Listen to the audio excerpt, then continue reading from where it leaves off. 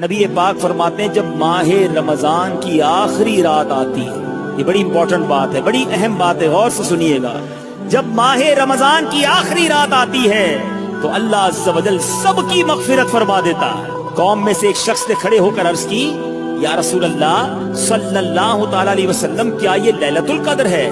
ارشاد فرمایا، نہیں، کیا تم نہیں دیکھتے کہ مزدور جب اپنے کاموں سے فارغ ہو جاتے ہیں تو انہیں اجرت دے دی جاتی ہے. مزدوری ملنے کی رات، انعام ملنے کی رات ہوتی ہے جو کہ رمضان کی آخری رات ہوتی ہے. غم جدائی کا کیسے سہوں گا،